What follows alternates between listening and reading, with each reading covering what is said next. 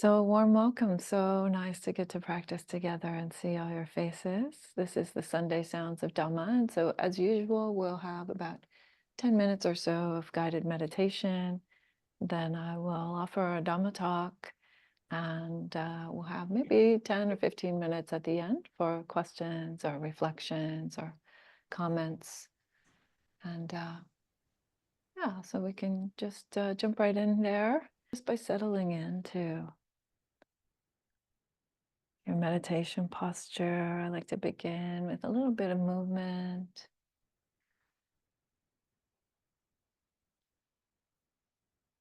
Just loosening up tension and allowing the body to come into an upright, balanced posture.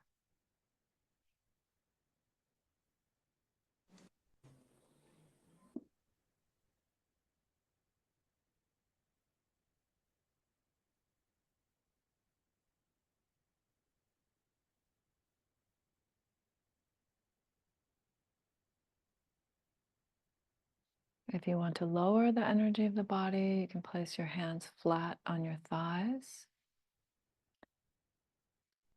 Or if you want to gather together the energy, if you start to feel sleepy or dull, you can bring your hands together in your lap.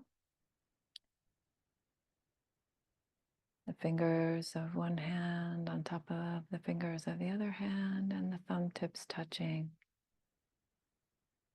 to make a little oval.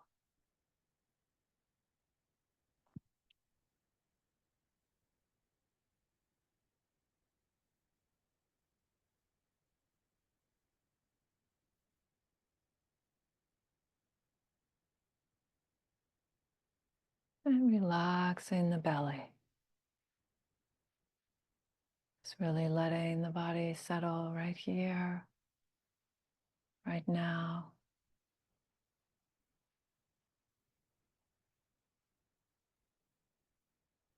Natural stability.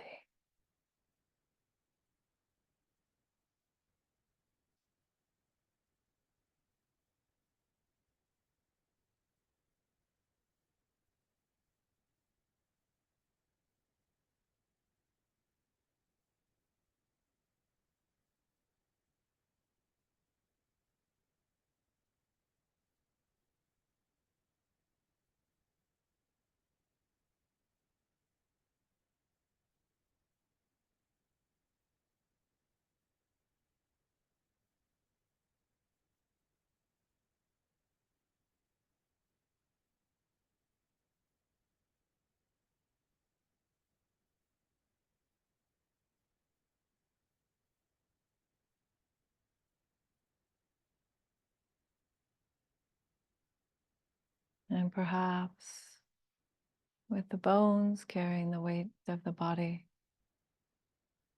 the muscles around the chest and the shoulders can just soften and widen.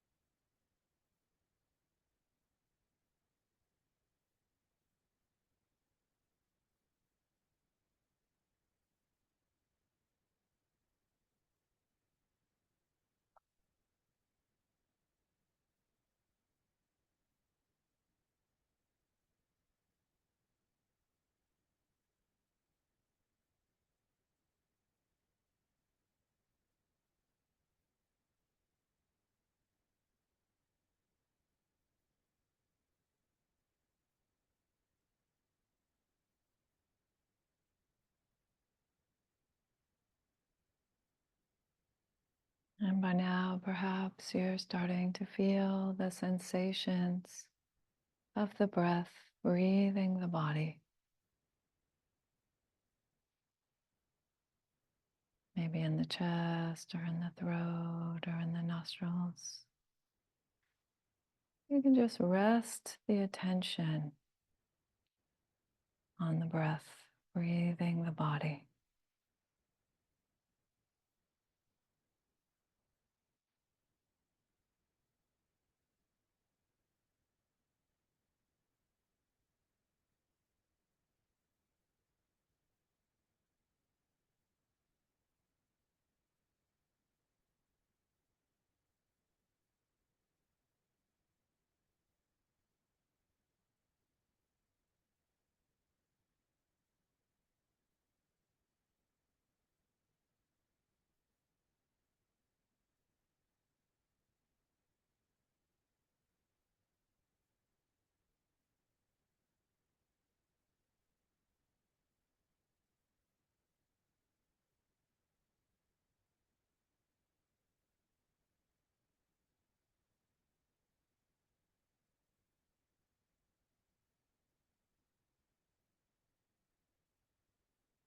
Staying curious about the breath.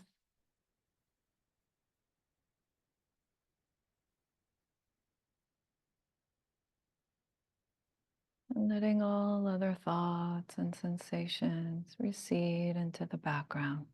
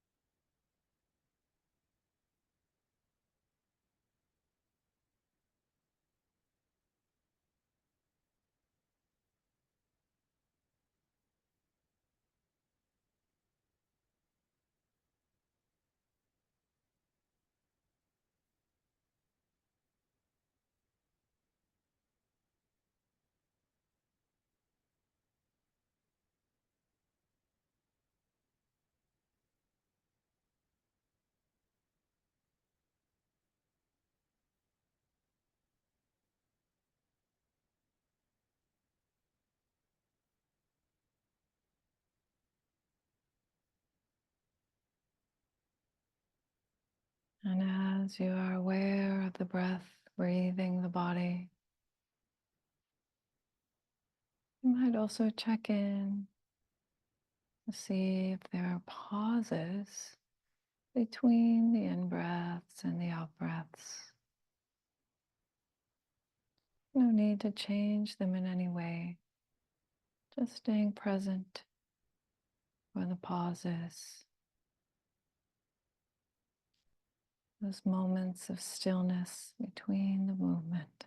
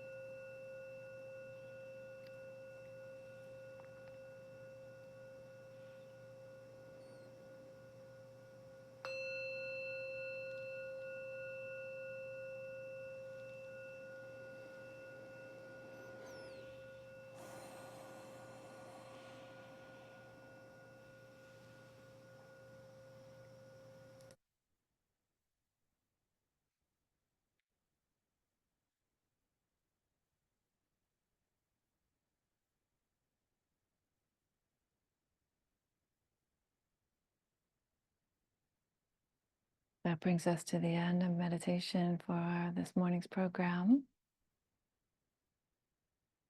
For this afternoon, for those of you who are in other parts of the world.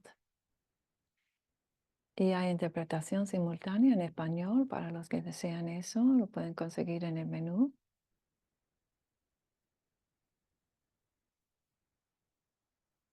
Beautiful. So I'll just move right on into the talk. If you have any reflections or questions about the meditation, we can talk about those at the end.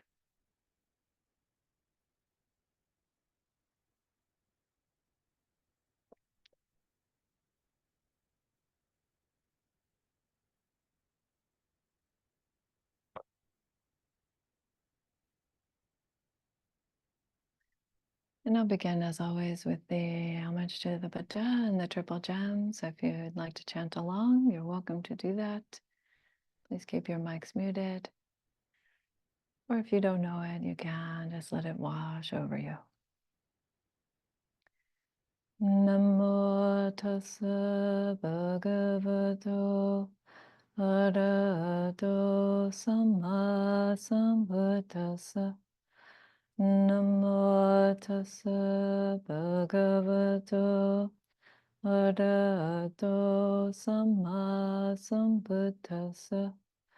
Namo tassa bhagavato arahato samma sambuddhassa. Buddhang dhammang sanghang namasami.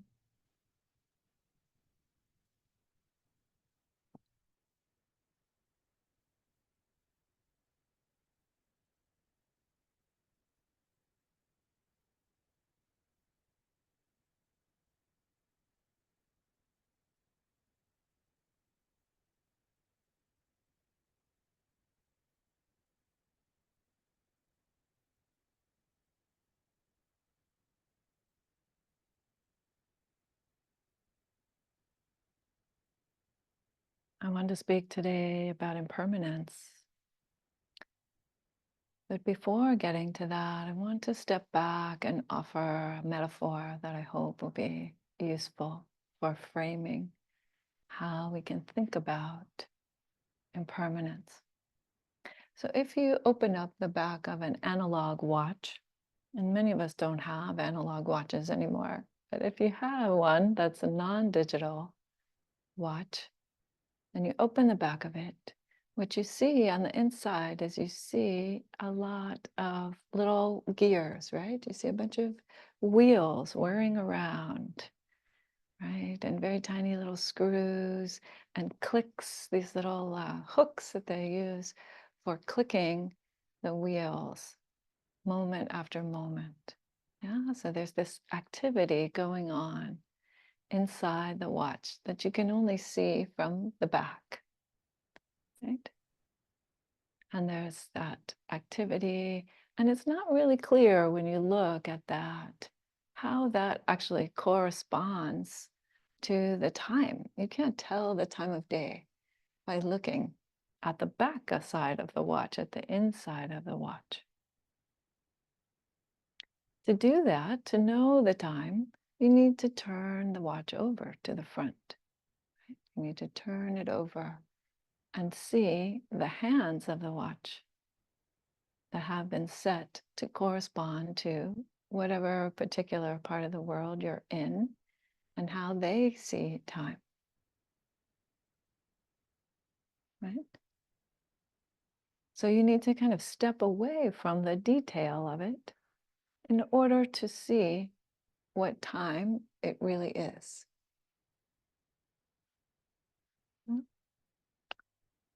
And what I want to suggest is that our practice is something like this. When we think about the practice of observing impermanence, our practice has both of these two aspects of looking at the inner workings and the details, but also stepping back and looking at the whole world and where our lives are in correspondence to the world. And time is it's a very complicated subject. There are many Buddhist teachings about it. There are many scientific teachings about time, philosophies, and so on. Time is something about which human beings are often very unhappy. We don't like the time. We don't like that the time goes so fast. We don't like that the time goes so slow. We don't like that the time hasn't begun yet, or that the time hasn't ended yet, and so on and so on. That it becomes time for someone to die, for someone to be born. It's very complex, our feelings and sensations and judgments around time, what time does to our bodies and to other people's bodies. Yeah. And for that reason, we often try to control time or to think about time in very structured ways. When I was in England, I found this very, very amusing, almost to the point of annoying, actually. So if you go to London, there is a place in London called the GMT, Greenwich Mean Time Line. There's a literal line on the ground, which is where time begins to be counted according to the way that we set our clocks in the world right now, right? We set our clocks according to GMT plus or minus a certain number of hours, and that's how you get the time zones, right? But I stood there on this line and I thought to myself, how bold of the British, huh? To decide that time starts in London. Because that's perfectly arbitrary. Time does not start in London or end in London, right? It's not like that. It's truly not like that. That is a convention that human beings have agreed to use so that we can communicate with each other and we can understand a little bit about each other's experience. And that's the important part of it, right? That by knowing that, we can understand a little bit about each other's experience. So as I said a moment ago, for me, it's morning. But for Olivia, for example, or other people on this call, it might be afternoon or it might be evening. And I can relate a little bit to their experience by knowing this convention that we have about time. So similarly about our practice. So to look back at what is the practice of knowing impermanence? Well, first of all, it's a very important aspect of our practice. The Buddha said that everything, all beings, all objects, all places, all qualities, all states of mind, everything has three characteristics. They are impermanent.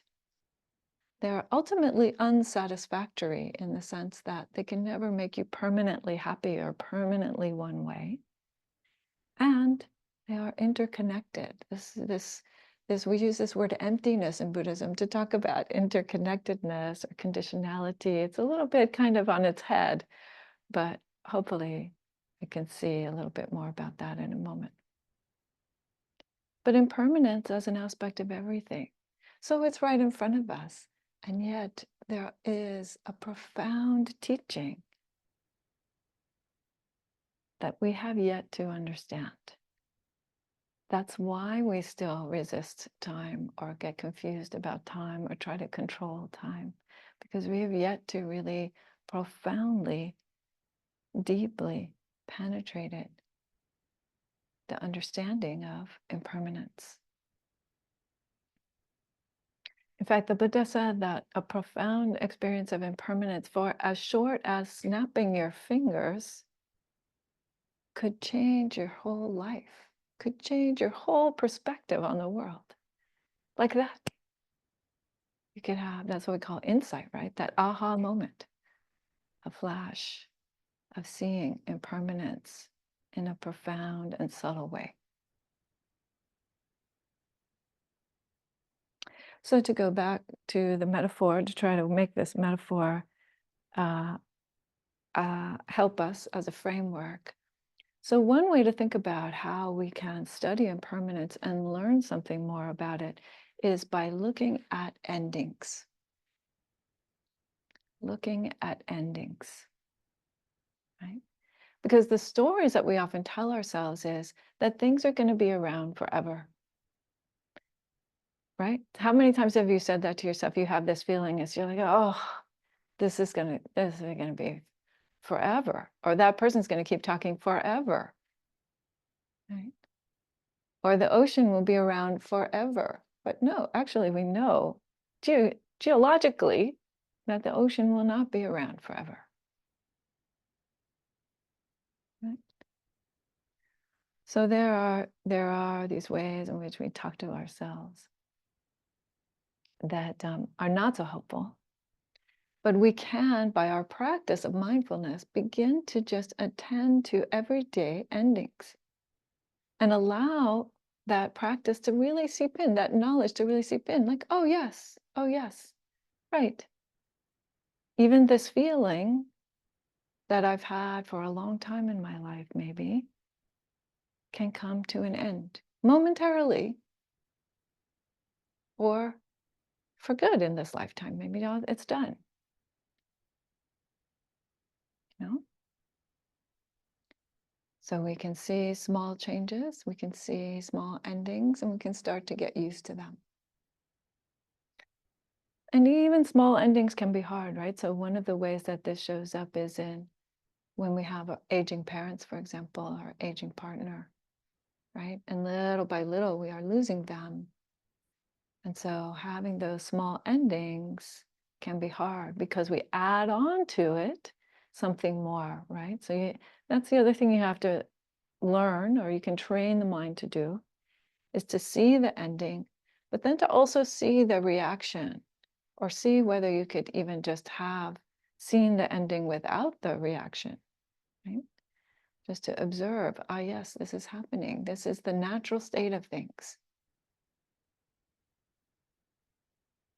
So we look at the details over and over and over again. Many months ago, maybe even last year sometime, I gave a talk with jelly beans. And I said the principle behind this, part of the principle of mindfulness is just like eating jelly beans. So if you had a whole bag of jelly beans, you take one. I actually had the jelly beans that time. I don't have them this time, sorry to say. But you take a jelly bean out of the bag, you just put it in your mouth, you chew it for a while, and then it's done. And you say, oh, okay. Beginning, persistence or presence, and then end. Okay, then you take another jelly bean out of the bag, beginning, presence, end. You take another jelly bean out of the bag, and so on, right? Mindfulness is this. We're looking at it again and again. Beginning, presence, end. If you're good at, if you have a continuous mindfulness, right? You can see all three of those things. Oftentimes we kind of land in the middle because we didn't pay attention to the beginning, and we don't want to see the end. We just kind of hop and skip over the middles. But if you do that practice after a while, you realize, oh, the next jelly bean is going to be exactly like that. And the one after that is also going to be exactly like that. So there's no need to hang on to the bag of jelly beans anymore, right? There's no need to grasp after experience and try to make it last longer, or try to make it mean something that it doesn't, or try to resist it in some way, because you know that its nature is that it does that thing. Does that make sense? So mindfulness is showing you again and again, ah, yes, right, right. This is the nature of reality. My experience is showing me again and again. And slowly we can begin to accept that until the point where there's that tipping point, right? There's that tipping point suddenly of like, ah, right. I'm done with jelly beans. I'm done with jelly beans. Yeah. So we come to this practice of looking at endings, and even just the meditation on the breath, for example, right?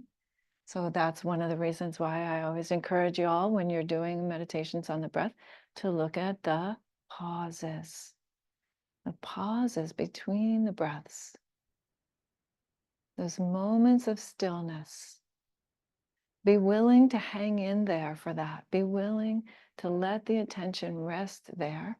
Because why? Because the end of the pause is the beginning of the next thing, is the beginning of the next breath. So you'll be able to catch the beginning of the next breath. And then maybe you ride the breath until you get to the end, because you're looking, you're attentive to that pause. So you'll see the ending.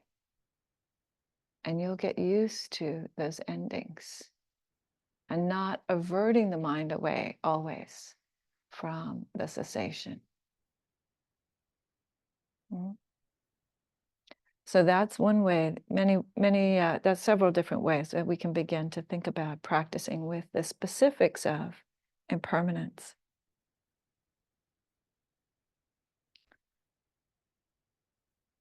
But then what about the front of the watch? So that's the back of the watch, right? That's the gears turning and the things clicking and the moment by moment, right? And time is indeed moment by moment. Our experience of the passage of time is literally a comparison of one moment to another moment. I compare the time when I didn't have gray hair to the time that I do have gray hair, right? And that tells me something about the passage of time. So time is moving moment by moment, and we can observe those specific details. But we can also observe something much greater than that. And this is where the spirituality of Buddhism comes in, you could say.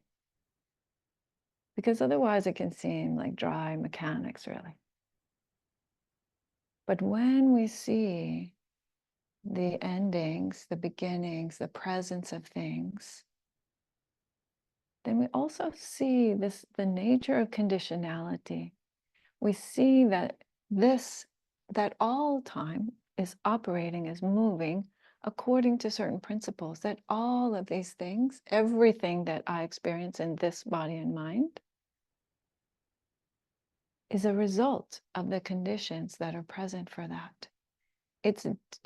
We are integral to the fabric of reality. We couldn't be anything other than that. Deeply woven into our environment, time, the lives of other beings. That is the nature of these bodies and minds, right? That we resonate with what's going on around us. That's how we know something is happening, right? That we feel there's a famous Tibetan teacher whose name I have forgotten, but he said something very funny. He said, we don't know something until we run into it. Right? Things come into our awareness because we are minds and bodies that are created to sense, to feel. That is how we're built. So we feel because we are embedded in this conditional structure of all things. So when we see that, that's the front of the watch. That's time as the great arc of time. That's time as our connection to every single thing that exists by extension, right? Not literally, like if I eat, it fills your belly. No, it's not like that, right? We know that that's not the case. But in the sense that this being is connected to this room, and you also are connected to this room, for example, right? So it's kind of like that old children's song. It's like the foot bone is connected to the ankle bone, and the ankle bone is connected to the leg bone, and the leg bone is connected to the knee bone, right? So in that way, in that causal conditional way, we are either very intimately or very distantly related to all things, to all things.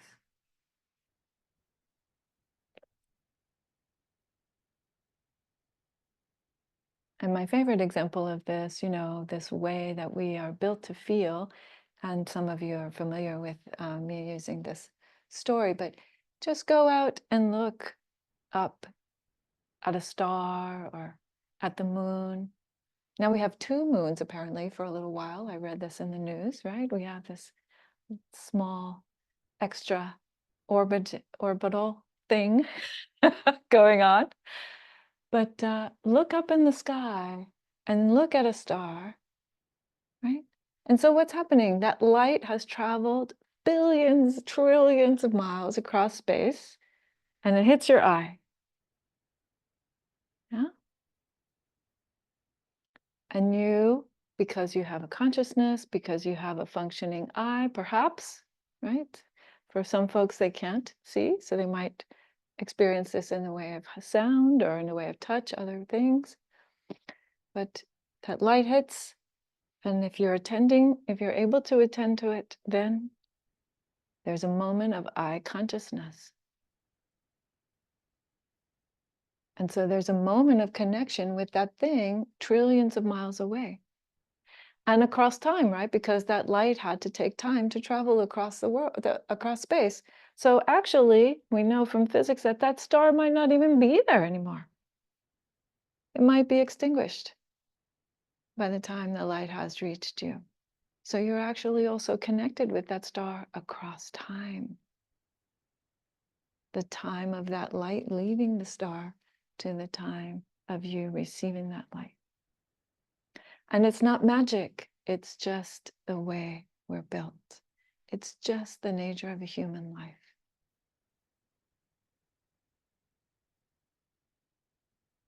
So we see ourselves in this great, vast reality of connection. And we see ourselves also as these momentary things, right? This whole body, this whole mind changing moment by moment by moment, ending after ending after ending after ending. And let it be that way. Let it be that way.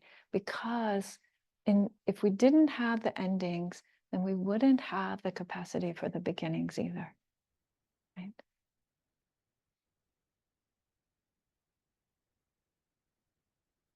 So this deep knowledge of impermanence is a tremendous freedom. A tremendous freedom, a vastness of experience, but also a freedom to know that there's no possibility and no need to resist the nature of how this thing is built. You know, it's like people who say they hate Mondays. I think, oh, so you're going to have a bad day, you're going to have extra suffering 1 out of every 7 days. Awesome. Think about that attitude for just a moment, that attitude toward time. Is it really that helpful? Could you somehow avoid Mondays? No, sorry. Sorry, team. Not how it goes. Yeah. So be willing to see the truths of your lives, the nature of your life, time and time again, until it sinks in so deeply that you let go of any confusion, you let go of any resistance, you let go of any suffering.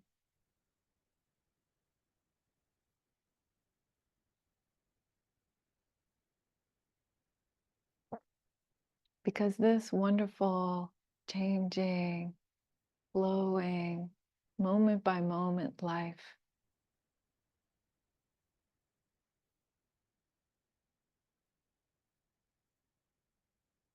is complete. It's complete as it is. If we will stop wanting it to be some other time than the time that it is.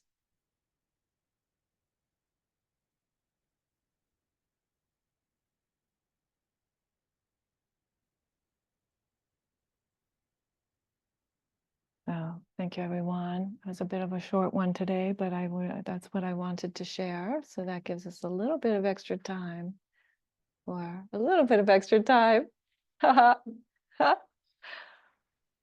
for asking questions or reflections or concerns or comments on the meditation, anything that you would like to bring up. And if for whatever reason you If you don't want to ask your question aloud, it's really also okay to just put your question in the chat. Or for folks who are here in person, the way that the Buddha did that. I don't know if you know this beautiful story from the sutta. As when the Buddha was dying, he wanted to make sure that everybody was clear on the teachings.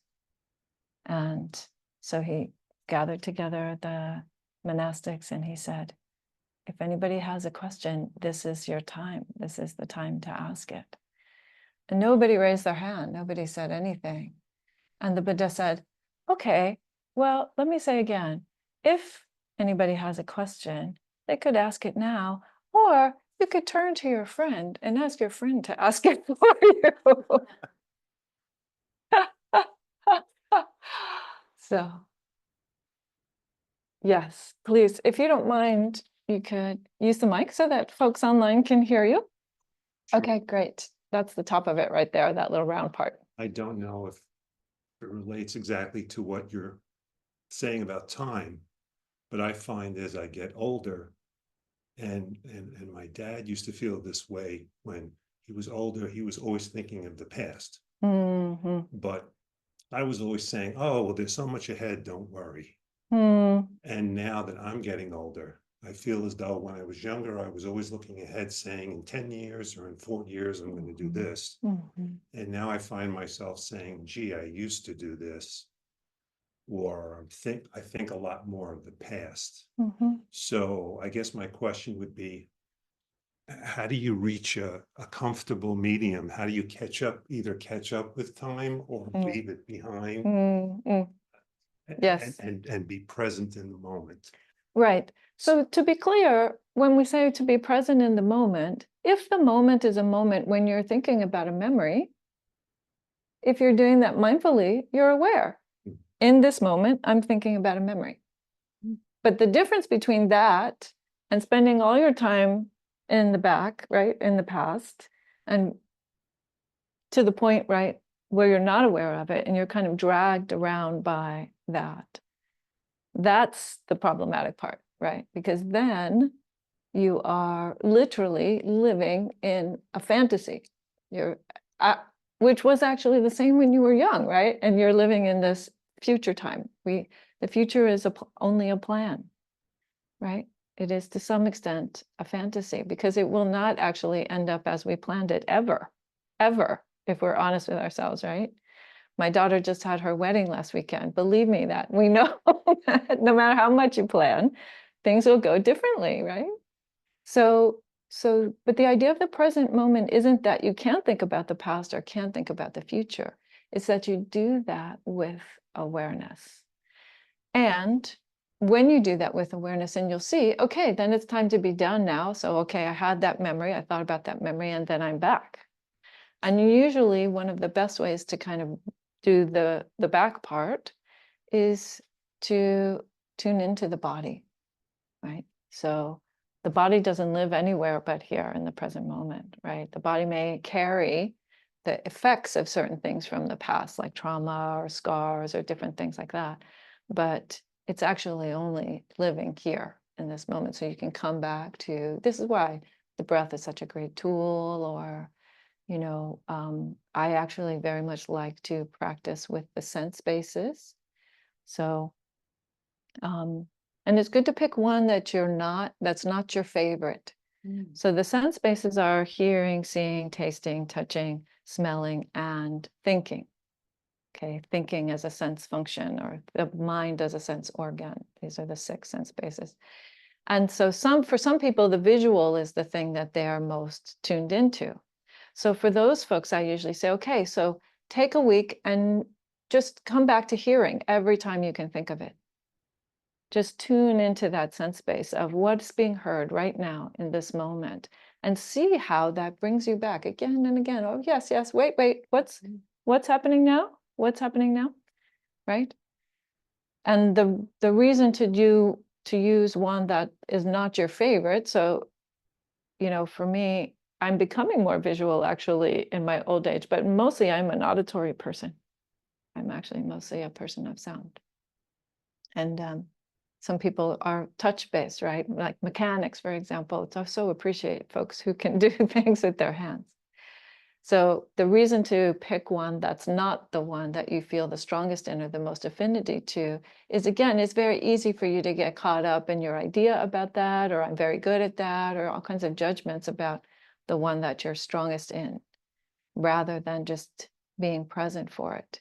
So you have to work a little bit for those ones that are not your strong points. And that's a nice thing, because it means you're going to make the effort. So placing attention is an effort that we make, and we place the attention again and again. Oh, okay, wait, here, right here. What's happening? Yeah. All right. Thank you. You're welcome. Yeah, put that right there. Beautiful. Yes, Stig, please. Talking about the sense doors, this is an avenue that has become fairly alive for me recently. And what astounds me is that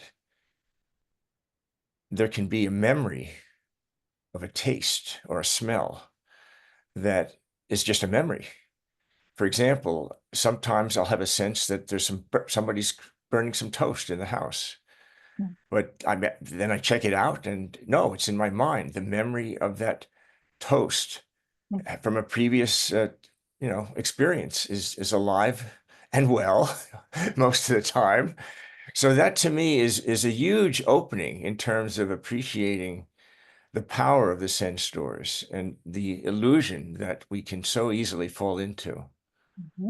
And it's just beginning for me, this sense of, and I'm told by my family, you have very little sense of smell. So I become very interested in that sense door and being curious about it. So I think it's led to this discovery. It's fairly recent, but very interesting, and a sense of the practice deepening. So yeah, I don't know if you could add anything to that, Yes. but just a shared experience. Yeah. No, lovely. Thank you for sharing that, and yes, just affirming that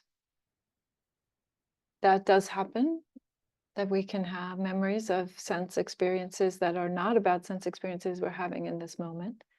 And it's interesting to check that out, or to see how that impacts us, right? Like memory of a certain smell of a kind of food, that's always very strong, right? Oftentimes for people, a very strong cultural reference, the smell of certain kinds of food that you grew up with. And you can just remember that and experience that in a way that that it's just as, we could say, from the perspective of studying the senses, it is just as valid a sensation as a sensation of something that's happening in the moment. It's just that we need to know that the object is different. So in that case, it's the mind relating to the mind rather than the mind relating to a bodily experience, right? That's the only difference there. And that's why it's important to recognize that difference, though, because, as I've said before, if we spend too much time of the mind relating to the mind without touching into the body, it's very easy to get spun out, right? We can get very, very confused and disoriented from the world. So this bodily connection is very, very critical, as you already know, Stig, because you're very good at practicing with that. Okay, Brad. So I have a good friend who's also my next door neighbor, and he works on the James Webb. Is it James Webb telescope? And he's so he's an I was going to say astrologist. He'd kill me for astronomer and physicist. So he says that all the atoms in the body, give or take a few seconds, but who's counting, are as old as the universe. And throughout your body are those stars that have gone out. The carbon in your body is like, all the carbon throughout your body is likely from different star systems of different ages, of different galaxies, of different realms of different times. So keeps on ticking. So, anyway, I just wanted to share that. So. Beautiful, thank you. That, I mean, to me, that sounds like, again, a deep statement of our just natural interconnection with reality, right? With so much that feels distant to us. And yet here we are, literally made of stardust, right? Literally made of stardust. And yet we're changing moment by moment. One of my favorite talks by Paul Haller, who was the former abbot at San Francisco Zen Center, you know, he was giving a talk to the kids one time, and the kids' talks are often the best talks because people would, you know, lay it out very clearly without too much conceptual overlay. And so Paul started eating an apple, and he was like, okay, so here's this apple. Is this apple me? No. And then he starts eating the apple. Okay, at what point does the apple become me? Is it me yet? When I chew it? When I swallow it? When it comes out the other end? Is it no longer me then? Right? So this also, so both things are true, right? Billions and billions and trillions of years old atoms, and just moment by moment, different body, different mind.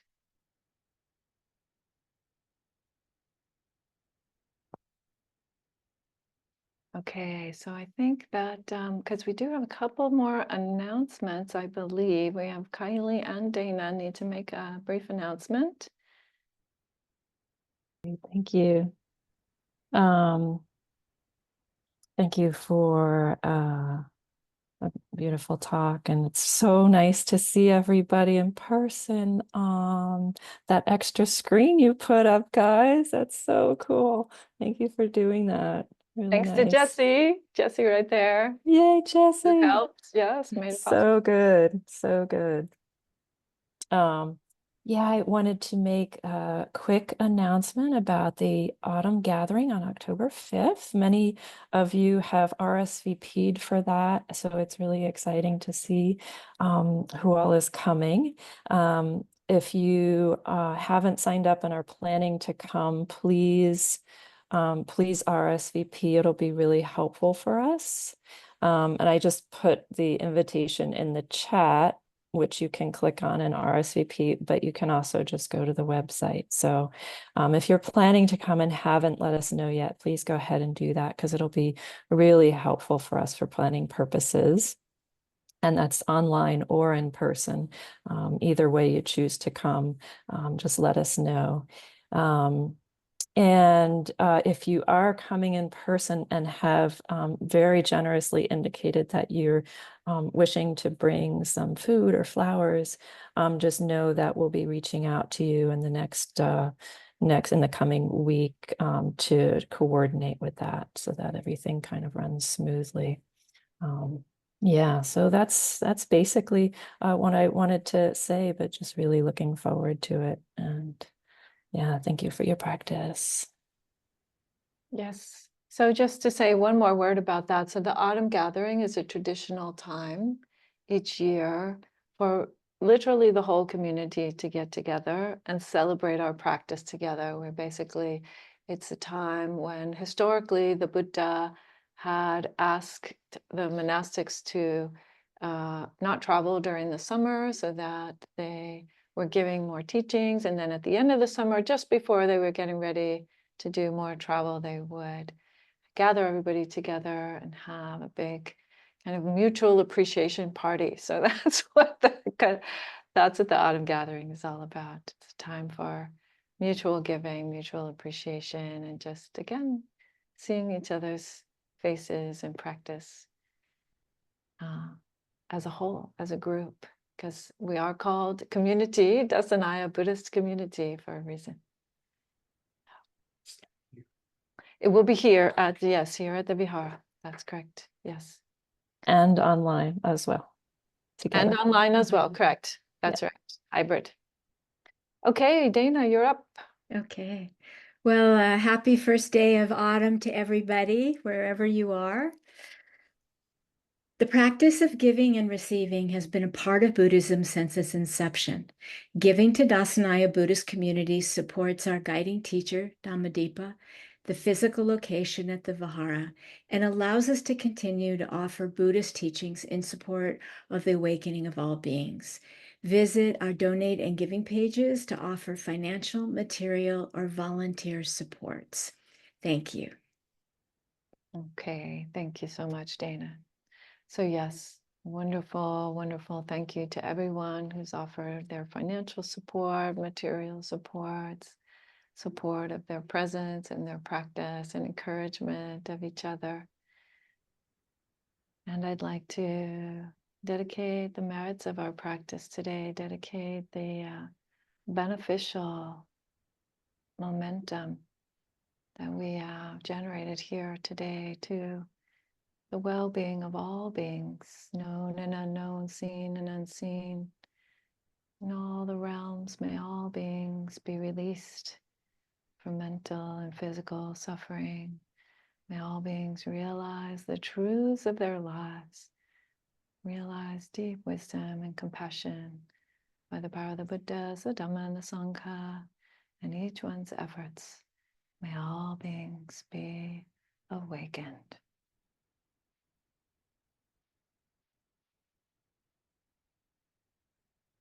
All right, dear friends. See you soon. Be well.